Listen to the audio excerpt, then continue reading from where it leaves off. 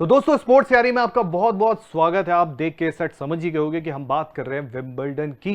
27 जून से विंबलडन की शुरुआत होने वाली है और आकाश और मैं आपके साथ पूरे विंबलडन की लगातार कवरेज करेंगे। तो आकाश, क्या अपडेट है आज? बिल्कुल जी, सबसे बड़ी अपडेट तो यही आ रही भैया कि हम जो सीड्स की बात कर रहे हैं, मेन सीड्स वो अनाउंस हो चुकी हैं और उसमें एक बड़ी अपडेट ये है कि आपके वर्ल्ड नंबर 1 और वर्ल्ड नंबर 2 दोनों ही फीचर नहीं करेंगे टूर्नामेंट में। और नोवाक जोकोविच 6 टाइम्स चैंपियन वो हो जाएंगे नंबर 1 सीड, और 2 टाइम्स चैंपियन और सबसे ज्यादा जो मेजर्स जीत रखे हैं फिलहाल राफेल नडाल हॉट फॉर्म में है, वो होंगे सीड नंबर 2।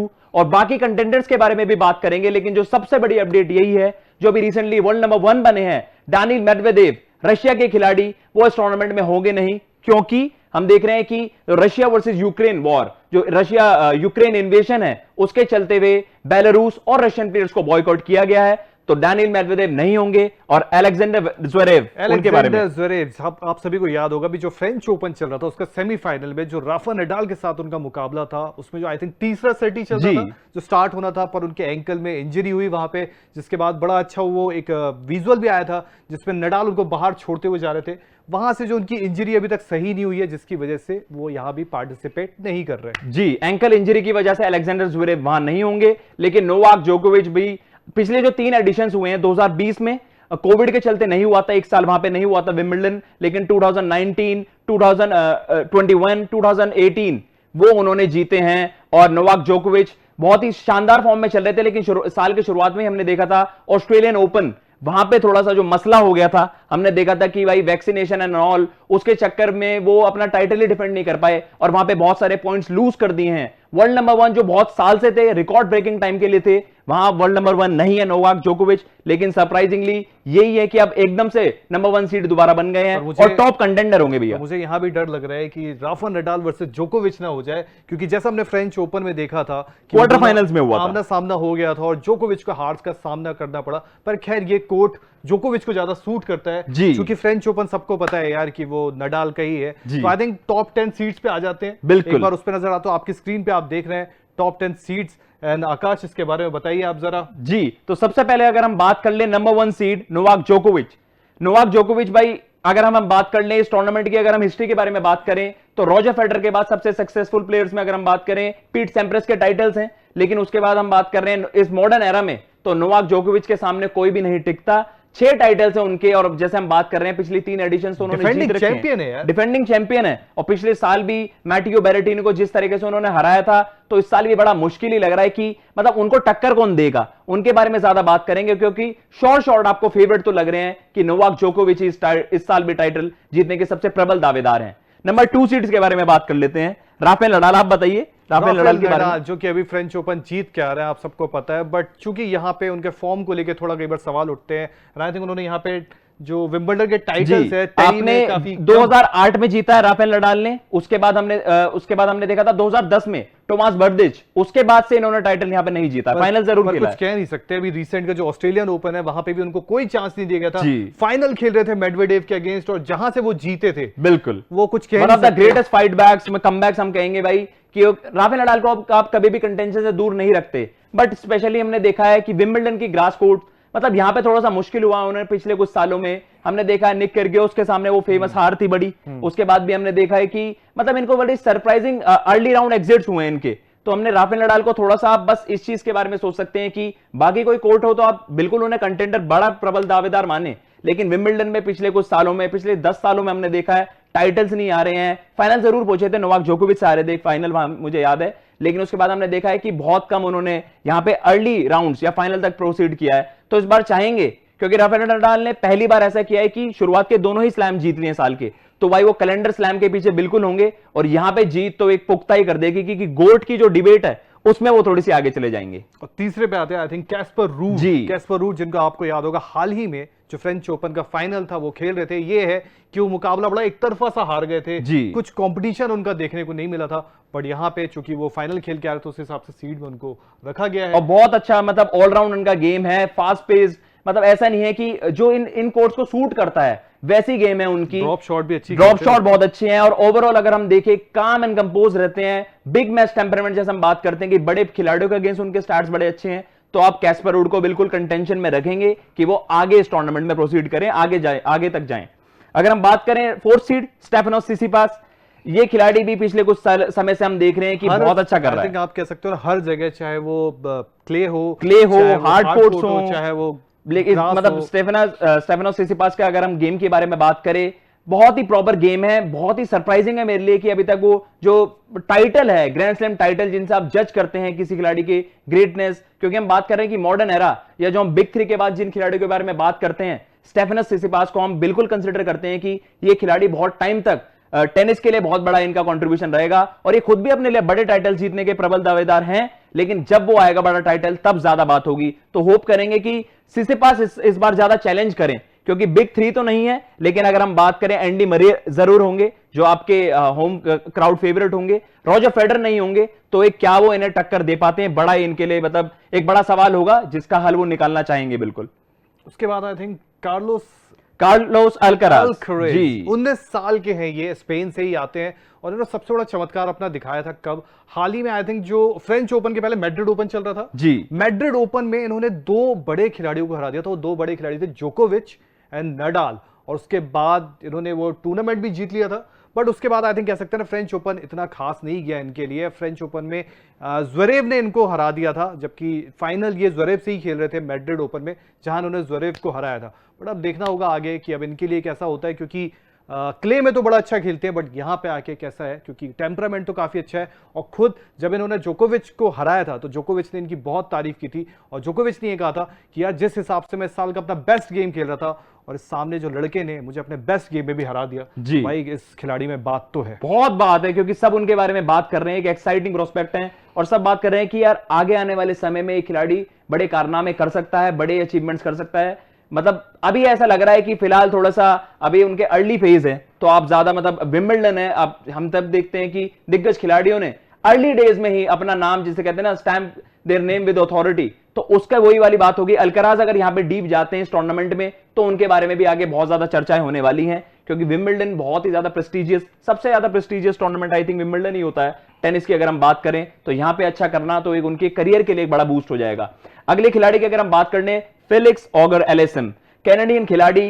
इस खिलाड़ी के बारे में भी बहुत ज्यादा बातें होती हैं, एक ऐसा खिलाड़ी जो बड़े खिलाड़ी को, बिग नेम्स को बहुत ज्यादा टक्कर देता है, और सब उनके बारे में तारीफ भी करते हैं। लेकिन स्टिल अगर वो टाइटल में कन्वर्ट नहीं होंगे तो सब यही रहेंगे कि आप शेडो में ही रह गए। ये कोर्ट जो है उनको मदद करेगा। आई थिंक हार्ड कोर्ट और ग्रास में उनका ठीक है, क्ले में थोड़ा उतना अच्छा नहीं रहा उनका, बट यहाँ पे उम्मीद करते हैं कि वो अच्छा कर सकते हैं। बिल्कुल, क्योंकि उनकी रीसेंट फॉर्म भी हम देख रहे हैं काफी अच्छी है।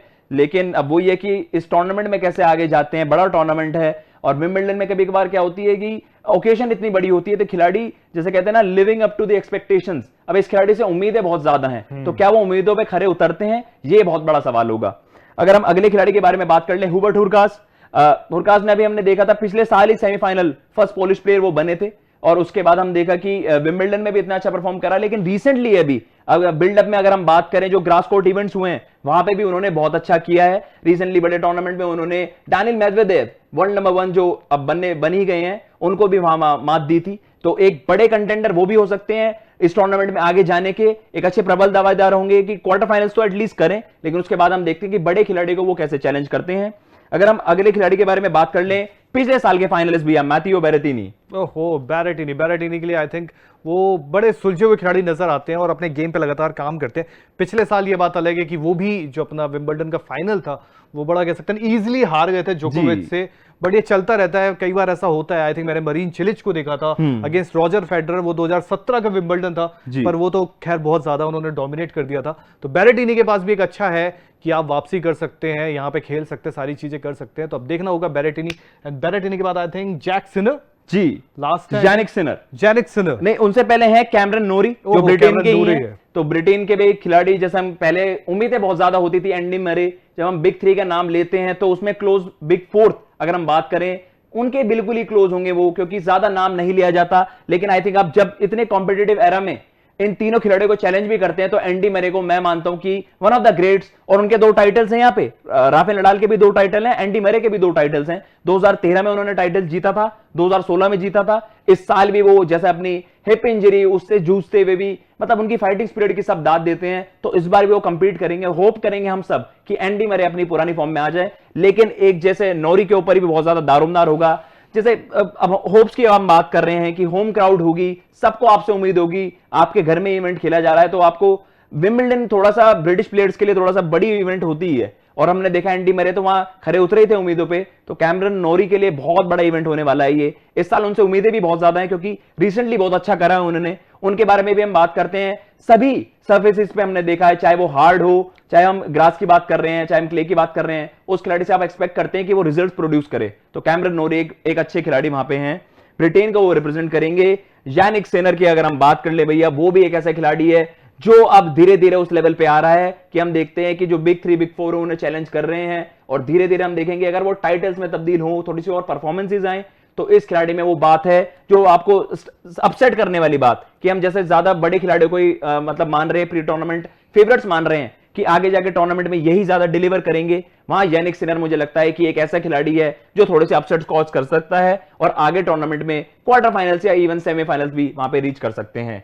तो ये थी टॉप 10 सीड्स। इनके अलावा भी आगे बहुत खिलाड़ी हैं, क्योंकि हम बात करते हैं टॉप 32 सीड्स होती हैं, तो वहां पे यार डियोगे श्वार्ट्जमैन हो गए, वहां पे पिछले साल के सेमीफाइनलिस्ट डेनिस शापोवालोव हो गए, क्योंकि उनका भी ग्रास कोर्ट गेम बहुत अच्छा है। निक किर्गियोस मुझे लगता है एक एक्स फैक्टर है, उनका ग्रास कोर्ट गेम बहुत तगड़ा है, बस उनको थोड़ा सा अपना मेंटल स्टेबिलिटी, मतलब उनको गेम पे अगर वो पूरा ध्यान देंगे ना भैया, उनका टैलेंट ऐसा, सब कहते हैं कि इस खिलाड़ी का ऐसा टैलेंट है कि वो बहुत ज्यादा अचीव कर सकता है, लेकिन आई थिंक थोड़ा सा उनका जो कैजुअल अप्रोच, जो बार बार आलोचनाएं होती है, क्रिटिसिज्म होता है, उस खिलाड़ी से मुझे बहुत ज्यादा उम्मीदें होती हैं, बट स्टिल अगर वो अच्छा करें तो ज्यादा मजा आएगा। वरना तो हम देखते हैं कि विंबलडन में इस साल के जो दावेदार हैं, प्रबल दावेदार हैं, ये खिलाड़ी के हमने उनके बारे में बात कर ली है। तो आकाश, ये तो हो गई अब तक की पूरी बात।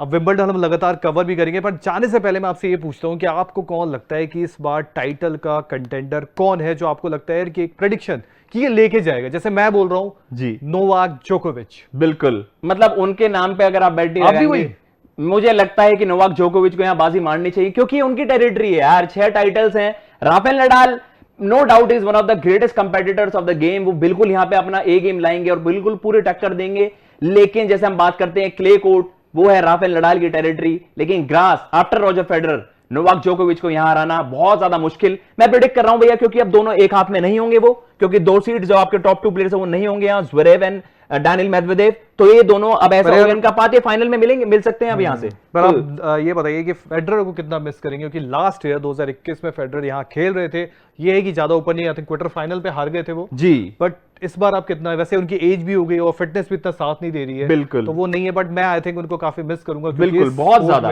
क्रिकेट मतलब अगर हम टेनिस की बात करें तो टेनिस वर्ल्ड में उनसे बड़ा नाम हुआ ही नहीं है। 1999 में उन्होंने विंबलडन में डेब्यू किया, उसके बाद उनकी 22 अपीयरेंसेस हैं और उसमें से 8 टाइटल्स हैं। पीट सैम्प्रेस की बादशाहत को उन्होंने खत्म करा। वन ऑफ द, मतलब अगर हम बात करते हैं, डिबेट तो चलती रहेगी कि गोट कौन है, लेकिन डेफिनेटली अगर बहुत सारे लोग उन्हें ग्रेटेस्ट का भी ओहदा दें तो मतलब उसमें कोई, मेरे ख्याल से कोई बुराई नहीं है। आप बिल्कुल अपने कंटेंशन उन्हें रख सकते हैं, क्योंकि उनकी जो कंट्रीब्यूशन है टेनिस के लिए वो बहुत ज्यादा इमेंस है। और मैं तो बहुत ज्यादा मतलब अपसेट हूं कि इस बार भी वो अपनी जो उनकी नी इंजरी है उससे रिकवर नहीं कर पाए हैं, और वो उसके बाद ही हम देख रहे हैं कि मोर लाइक कि अगस्त में वो कम बैक कर सकते हैं, लेकिन unfortunately one of the greatest Roger Federer, the Swiss maestro, इस साल भी नहीं होंगे। विंबलडन में थोड़ा सा मजा किरकिरा हुआ है। तो ये तो बस अभी शुरुआत है दोस्तों, अब विंबलडन स्टार्ट होगा, ऐसी ही कवरेज लेके आएंगे, और प्लीज आकाश को और हमारा सपोर्ट इसी तरह करते रहिएगा। और स्पोर्ट्स यारी को अगर आपने अभी तक सब्सक्राइब नहीं किया है तो कर लीजिए, क्योंकि ये आपके लिए सारे स्पोर्ट्स तकरीबन अब हम लेकर आया करेंगे। बहुत बहुत शुक्रिया। जय हिंद, जय भारत।